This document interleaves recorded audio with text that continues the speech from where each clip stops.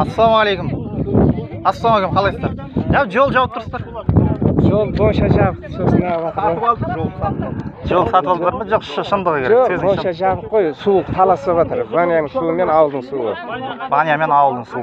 Енді әкімшілікке не алдыңыздар ма енді? Су келеді дейді ғой. Жоқ, енді аудандық неге әкімге бардыңыздар ма? Бардық, 2 жыл болды. Кеше сенсің ба? Өзіңде түсіріп қойсай. Өзіңде түсіріп қой, мен түсіріп атқан деп, өзіңде түсіріп қой.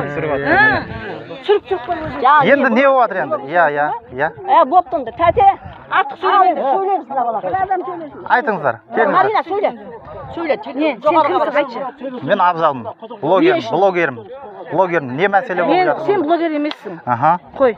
Қаны, қағаздарың қаны. Қандай қағаз керек? Блогерге қағаз керек па не? О, полиция қызметкерлерінен сұраңыз. Қандай қағаз керек екен? Марина, блогер. Қошыны ма?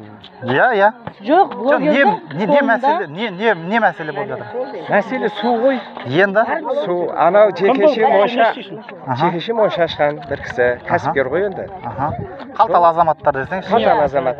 Сосын ол жайлап бір немен ағын енді, бір тошымен. Кейіннен оны қанағаттанбай көбейтіп жіберді. 2 тош сумен ауылға су келмей қалды үйлерге. Сонымен ел шолап шығып тұр осы. Бір мақсат. Аудандық әкімшілікке бардыңыздар ма? Аудандық. Кеше орынбасар. Олар не дейді енді? Не жауап беріп жатыр? Баста өздерің не салғызасыңдар? Соны осыны білмедіңдер ме? Деп басқа айтатын. Өздерің. Білесің ғой дейді. Монша салып жатқанды. Мен Түркістанда тұрамын. Ол кәсіпкер болып келмеген басында. Ең басында ол жер үйлік жер тұғын. Үйлік жерді сатып алады да, өз мақсатында монша ашып алады. Кәсіпкер деп, ә? Кәсіпкер болып, сосын кейін документтерін ақшамен бітеді ғой, бәрі ақшамен бітіріп алған документтің бәрін. Баста оның бәрі үйлік жер тұғын кәдімгі. Ешкім қарамайтын, ешек кіріп жатқан үй тұғын ол. Енді аудандық әкімді шақырмадыңыздар ма осы жерге? Келді ғой кеше.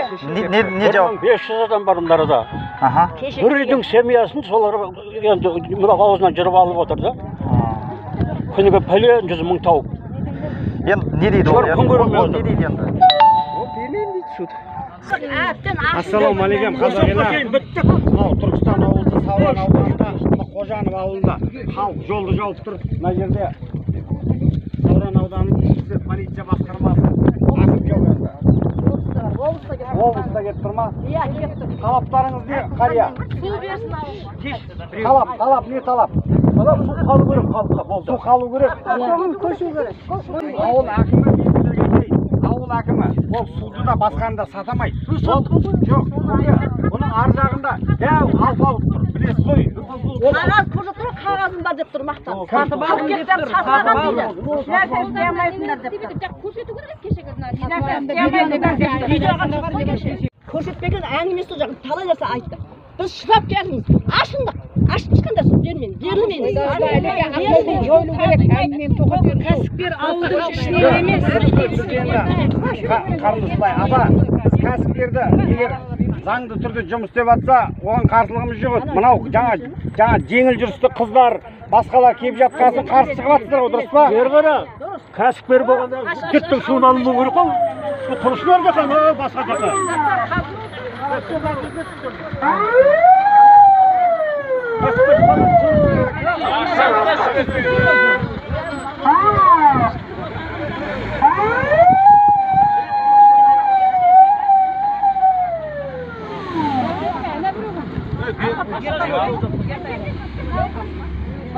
Кәсіпкерге әрқайсысымен кәсіпкермен де баса бергесін деп отыр. Сізге бірден айтып салайын.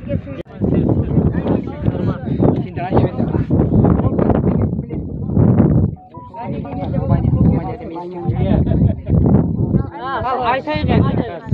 Біреуіңіз айтыңыз. Кету керек анаған сол білесің ғой? Білгенде білем. Айтшы кәні. Тыңдайшы тағы да бір. 10 рет айтты ғой. Қанша рет сізге арыз түсті? Қанша жыл болды айтып? Қанша рет түскен жоқ. Маған өткенде келгенде айттыңыздар. Одан кейін де алдыңызға да барып жатыр адамдар. Халыққа су жетпейді. Әр моншасын қосқан сайын, ең соңғы 5 бөлмесін қосқаннан кейін Сейфуллин моншаға бір көше беріп біздің көше ақпай қалды. Содан кейін біз шырылдадық. Тұрсынбай кісіні шақырдық, келмейді, шақырғанда келмейді ол кісі. Шақырған кезде келмейді, су ақпай жатыр. Әкімге барсақ, Тұрсынбай жауапты ма су беруге? Ақшасын төлеп отырсыңдар ма? Тұрсынбай су жеткізіп берсін дейді. Тұрсынбай шақырсақ келмейді. Барсақ орында жоқ. Келмейді. Енді өзіңіз білесіз, өткенде мәжіліс депутаты келді. Ол жерде өзіңіз айттыңыз. Сендер суды қозғамаңдар, мен өзім шешіп беремін деп. Біз сізді күттік. Ол келіп кеткеніне қазір 2-3 ай болады қазір.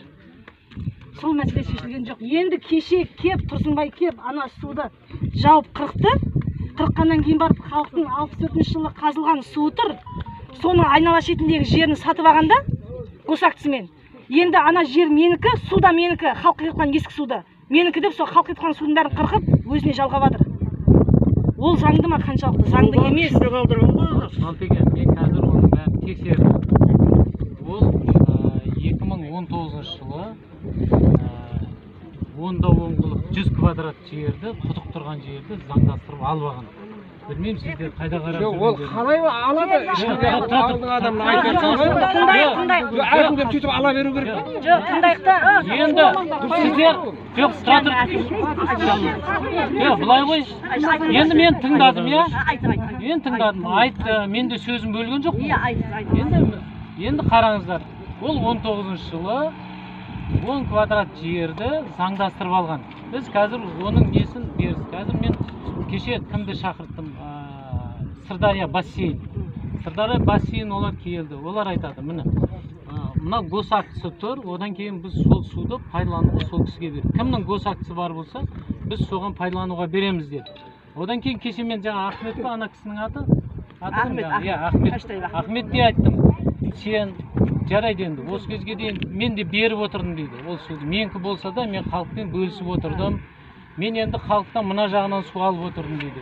Неге мені шеттетеді? Содан кейін мен айтам, тұра тұр, сен енді халықтың ішінде тұрғаннан кейін осы халықпен бірге өмір сүріңіз, санасу керек.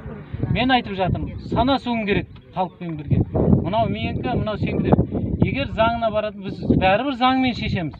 Бірінші кезекте екі нәрсе бар, біреу адамның ар намыс заңы бар. Ол көпшілік отырып бірге келіседі дағыны, ауылдың ақсақалы бар, көксақалы бар, шешу керек мәселе. Егер олар шеше алмайтын болса, ол заңға барады. Бізге мүмкіндік беріңіздер қазір. Біз қазір, мен қазір таңертең сіздер жиналып жатыр десе, мен оны білмеймін, бірақ мен прокуратура қазір келе жатыр. Мынау ішкі істер бөлімі, барлық съезд бәрін шақырып, біз осы мәселені қарап жатырмыз. Қазір біз бірге, жоқ, былай, бүйтейік. Қыздар, айналайын, біреуің келінсіңдер, біреуің жеңгемсіңдер. Біз енді адамгершілікке барайық та, не аламыз оны? Мына ауылдан бұзықтық шықты, бүйтіп сөйтіп деген бұл ауылда жабатын бір жол бар. Ол сес келеді де қазір жауып тастайды, өйткені танайды. Одан кейін ертең осы теңсенің бәрі, келіннің бәрі келеді, айналайын Ғайнижан неғып жауып тастадың, біз күнімізді көріп отырмыз ғой дейді. Сіз соған жауап бере аласыз ба? Жоқ, бер қара. Ауылдың майнасы қалу керек. Ондай болмайды. Жоқ, күн көріп отқан майна қалуға болмайды ма? Жоқ, өзіміздің майна қалу керек қой. Біз содан күн көріп Біз содан күн көріп отырмыз. Сонда күн көріп отырмыз. Балымыз Сіз алтыңыз енді мен айтайын да. Айта береді. Соң бір ауыздан бұрыла береді. Тұра тұрыңыз. Енді адамның бұл деген бар, сізде кәсіпкер. Ол халықтікі болғанмен, ол да кәсіп. Енді ол адам салып қойғаннан кейін оңды де кәсіп. Ол да кәсіпкер. Инсап болсын. Әкім мырза, былай болып жатыр, былай. Бұл жерге жеңіл жүрісті қыздар келіп, ауылды бұзып жатыр дейді, бізге айтқаным бар. Біз ол екінші нәрсе, біз бүйтейік. Әлеге. Кәсіпкерлердің ауылдан сала береді. Жеңсе, тұра тұрыңыз. Бабайынан салмайды. Жоқ. Айтса соған жауап берсін. Соған жауап беріңдерші. Жеңсе, мен оған, жеңсе, мен тоқтай тұрсаңыз жауап берейін. Сіз сөзіңіз, мен жауап берейін. Мына кісі. Тұра тұрсаңыз. Тұра тұрыңыз, сіз айттыңыз. Әттен ашынған мен қоймайын. Жоқ, ашынасыз ба, ашынбайсыз, сол сіздің мәселеңіз. Сіз айттыңыз ба, мен сізге жауап берейін. Мынау текеде тур сол сияқты адам келді. Салайын деп салғызбады. Мақсұтхан салайын деп салғызбады. Оған кім кінәлі? Сіз кінәлі. Сізге келді. Мен жеңсе, тұра тұрыңыз, өзіңіз сұрағыңызға өзіңіз жауап беріңіз. Сіздер енді кінәлігін айттым. Батекең де бар.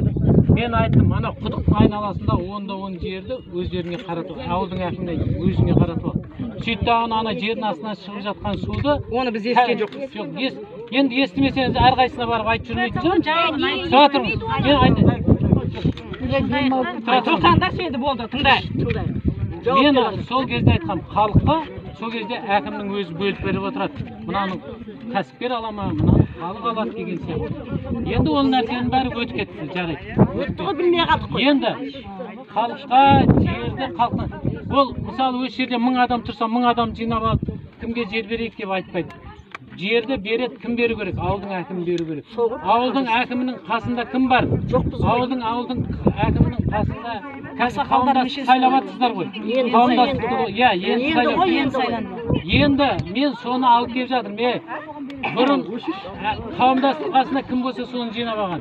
Мен кеше әкім болып келгеннен кейін мен айттым, қауымдастық қасына халықтың ішінен өздері сайлаған адамды қойыңдар.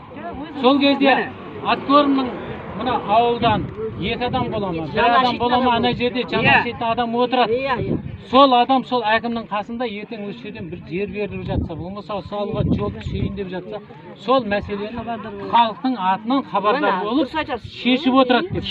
Біз енді соны шештік қазір. Енді бұл бұдан кейінгі. Біз енді бізге дейін болып кеткен нәрсеге енді қайтып болған мен жауап беремін қазір. Анау жабылып тұрады, дұрыс па? Біздің суымыз жабылып тұратын су емес. Ол тұрақты түрде Құдайдың берген суы. Күндіз түні ағып тұрады.